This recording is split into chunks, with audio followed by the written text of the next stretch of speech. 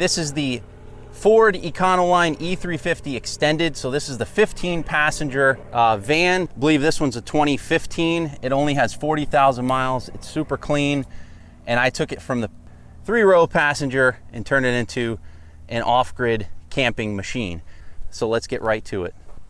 First thing you're gonna notice on this van is I've added the 8-foot by 8-foot ARB awning. So this thing is fantastic. It actually has a built-in LED light. Over here, this is your 110 connection here. So this runs, the NOCO 10 amp onboard battery charger. And then we have the water output system right here. So you hook up a shower to this. Really great for hosing down the kids after a day at the beach. Moving on to the back. This time I went with the ladder. Let's check out what I did up on the roof. Custom roof rack. I'm calling this one first ever medieval roof rack. We have pressure treated wood that I stained a dark brown, and kind of holding it all together, I fabricated this aluminum brackets underneath, and I locked all this together with this steel exoskeleton that I welded up. And then up here, 2 170 watt solar panels, and they're inset about a quarter of an inch, so you can actually mount something over the top and you won't hit the panel. Obviously you don't want to be walking on that glass. Okay, so walking around to the driver's side, this one I think is a first, and you're gonna notice this right here. Let me back out. Looks like a normal window, black, but it's not. This is actually, I took the glass out, and that is 3/16 aluminum wrapped in black vinyl, and then we mounted the Max Air fan, and this thing is great. This is an exhaust fan, and this allows you to suck air through the van without sacrificing anything up on the roof. So you can see how the roof rack is attached. So let's do a quick walk around here. And then I didn't have time, but I'm gonna be putting in the light bar right here like I did on the last build. So that is going in. All right, let's move inside the van.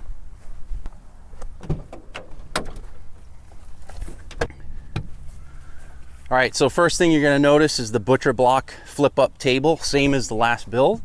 And on this build, I didn't do the bar system. I did 2 nice little storage cubbies. And here we have the hardware, the tent pegs and the cables for the ARB awning. So they fit perfectly right there. Similar kitchen setup. We have flip up butcher block countertop, and then easy access to your 2 7-gallon jugs. This is your fresh water, and this is your drain system. And then it's a quick connect, and these are valved, so no chance of leaking when you connect or disconnect. So you can fill this up and you're not gonna leak all over the place. Makes it really nice when these get heavy. You can put those in and out. Worked great on the last build, so I had to put them back in this one. So yeah, once the awning is out, you have all of this, 8-foot by 8-foot. It's awesome coverage for rain or sun. And then you got a nice prep station. You can still access the sink. You can access your stuff, and nice prep surface. So let's head inside and show you what I did over here. Pretty excited about this one. All right, so moving on, I put the fridge in the same exact spot as the last one. The difference is I actually went with a smaller fridge. So this is only a 30-liter fridge, and I figured let's put 2. So you actually have 2 refrigerators, or fridge freezer, or freezer whatever you want to do. You can turn one off, you can leave one on if you want to save power. And then I did the same top as the last one, just so your bags and things won't slide around. So I think this came out great. I really love the 2 fridge design. Same as the other build, I had to put in the swivel seat in the passenger side. So we got the captain's chair.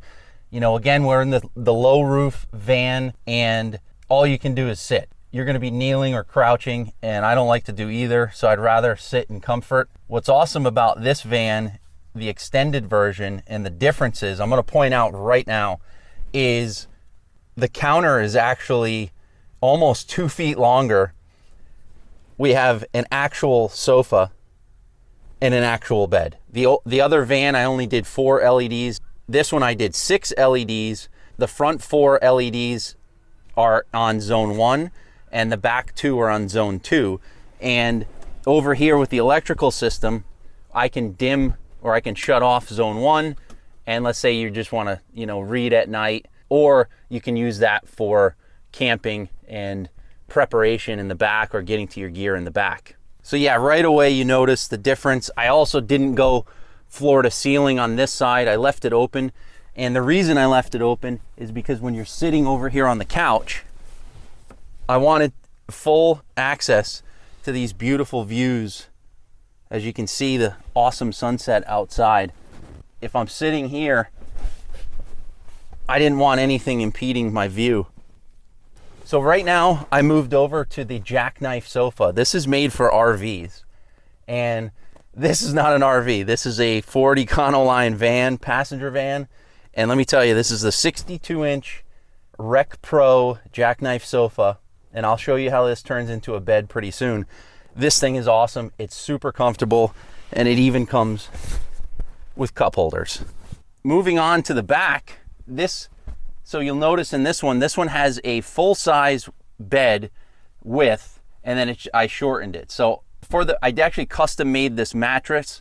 It's a 3-inch higher density foam with a 1-inch softer foam on the top. I glued them together, and it made a really awesome mattress, and then I cut it to size. So, you know, overall for me, over 6 feet, I'd have to sleep kitty corner. If you're, I would say about 5'8" or under, you could actually sleep east to west, west to east, whatever you want to call it.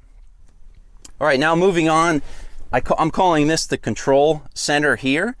You have your junk drawer. This could be your cutlery drawer. Then we have your power meter. So this is going to monitor your battery level. Right now we're using about 7 amps with the lights on full blast and the 2 fridges running. This one is so we have your switches here and then your dimmer switches. I love the rotary style switch. I'm old school like that. This is your water pump, and then these are open. This is directly connected to the 1500 watt pure sine wave inverter. And then we have a 12 volt, a USB type C and a USB, and then 2 more USBs here. So there's a total of about 10 USBs in the van. So here's 4. I'm gonna show you the other ones when we open the bed. Moving down here, this is access to the under part of the sink. So you can actually get to the water pump. You could get to the back of the switches if you needed to. And I thought it was a great place where you could put like a garbage can. Over here, your big pantry drawer. So I would use this for, you know, cereal boxes and all kinds of different stuff. Here we have the digital safe. You can put cash, weapons, whatever you want in there. Nice little safe bolted down to the floor. And then over here, good spot to put some tools. All right, so moving on, storage underneath the bed. You can see 2 drawers. And what I did is on all the drawers, I used RV latches. So they latch in the back. They're 10-pound. And you got a really good amount of storage underneath. Moving on over here, hidden behind my wife's beautiful decorations, we have the control. This is for the 1500 watt inverter that's mounted under the bed. Then we have another big drawer here. And then here, we have a lock-in, lock-out slide system for the porta potty. And I actually custom fabricated this bracket to fit. So the porta potty fits right on here. It won't move, and it's actually about 1/8 of an inch from the bottom of the drawer. So it actually cannot move. You can actually sit on this. It's a 500-pound rated slide. No problems holding weight, and it slides right in and out of the way. This sofa here is actually a 62-inch sofa, and I love it because of this. So you can actually turn this into a bed, a mattress. This is perfect for kids, and you still have leg room over here. I can put my feet here, and I could prep food. I could work on my computer. Somebody could be laying over here in the bed, somebody's sitting over here, sitting in the chair. I just absolutely love it. It goes right to the edge of the factory trim. And I really wanted to utilize the factory trim again because, you know, with the passenger vans, it's all beautiful trim. You don't, you know, you kind of can't mess it up. You know, speaking about the factory trim, I did the same thing as the last build. I put 2 more 110 outlets here. This is for connected directly to your inverter. 2 more USB, and then here we have another USB Type-C and a regular USB. So 4 more USB here, and then 2 more in the front, so 10 total. Plenty to charge all your devices. And wherever you're at, you can plug in, and I could be laying here watching a movie and charging my phone. I could put it in the pocket. That brings me to, is I actually added 2 lap belt seat belts. And these seat belts are bolted down through the vehicle and bolted underneath with grade 8 bolts. So you could actually seat 4 and sleep 4 in this van. To put the sofa back up, super easy, takes 5 seconds. And now we're back in sofa mode. And then I could actually reach down behind here. I can feed the seat belts up through the crack here. So you can have two passengers here with seat belts. And behind the sofa is not wasted space because eventually when I do the curtains will be stored behind the sofa. So you can see here, this is where the seat belts are mounted to the floor. This one here, this first one, that is the actual factory seat belt mount. And then these back 2, I drilled straight through the floor and used a 3.5-inch bolt mounted underneath. The mattress goes right up against the edge of this, so I can actually lean against the mattress, and it's just super comfortable to hang out in here. So you could easily have, you know, 3-4 people hanging out in here, and you're not going to feel claustrophobic. And it's absolutely crazy. So anyway, now we're going to move around to the back, and let me show you the electronics and what we have in the garage, quote unquote garage. So first thing you're going to notice, similar design as the last build. I trimmed out the door panels with this birch plywood, and then on this side I actually added another big cubby, so you could put tools or different things in the back here. And this is my electrical system. So we have a 100 amp hour Relion tracker lithium battery, so that's the powerhouse. That's going to come over here. You have your battery cut off, so this is going to cut the system. It's sending power to this big fuse block here. This is a Blue Sea fuse block. And then we have the 1500 watt inverter, so that's fused.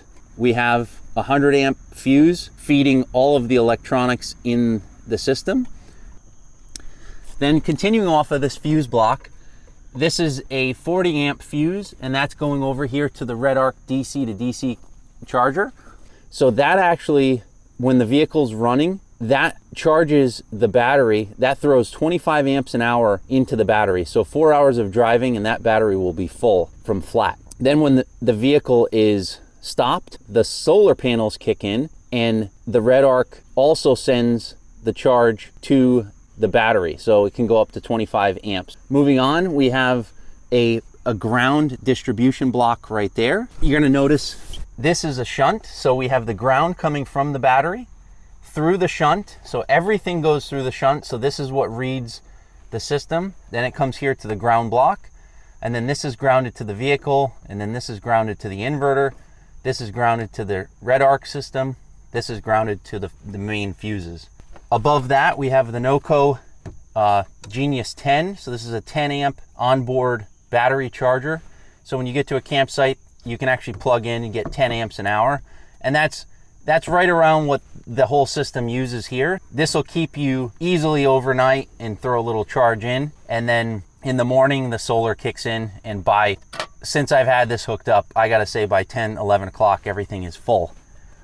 Over here, this is the solar shut off. This is actually just a circuit breaker that will interrupt the solar input to the Red Arc system. And over here, I allowed access to get to the back side of the water. So we have access there. you know, easy access to everything. You can get to it, and I really wanted to, you know, keep it clean and make it accessible. And I even have room, so if we ever want to upgrade and add another lithium or even two, we could actually do that, and I could make another custom configuration to add more lithium if needed. So we're on to the last part of the build. When the customer came to me, he had a couple requirements. You know, one of them was, he said he wanted to, you know, take his golf clubs with him, you know, to have room for his golf clubs. And, you know, it's important when you're building a van to learn your customer, to see what their needs are, right? If he needed a mountain bike or mountain bike storage, I would have done things a little differently. But since he only needed to have storage for his golf clubs, I built this. Here we have a 4 foot by almost 2 feet slide out table. And I covered it in marine grade carpet material. It's rubber backed, and then I put the aluminum trim all the way around. You can use this as a prep surface. You could cook off of this. It's a great utility space.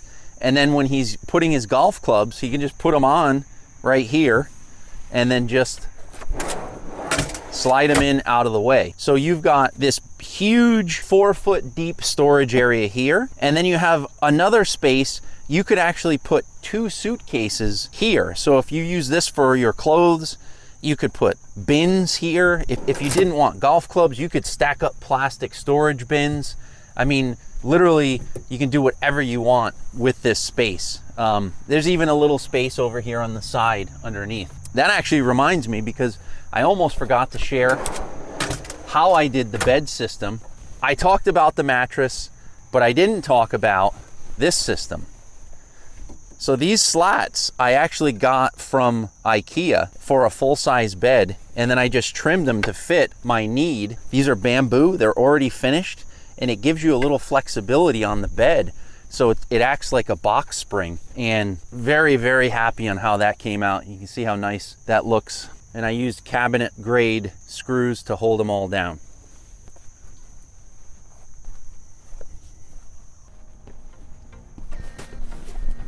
That's gonna wrap things up on the tour of the Ford Econoline Extended van build. Thank you guys for sticking around. Thank you for watching it. Let me know in the comments below if you have any questions, comments, likes, dislikes. I'd love to hear your feedback on this. Personally, I think I hit a home run on this. Let me know if I hit a double or a triple or a single, or if I struck out. I'm gonna wrap things up. Thank you for watching. Thank you for being here. And we'll see you guys in the next video.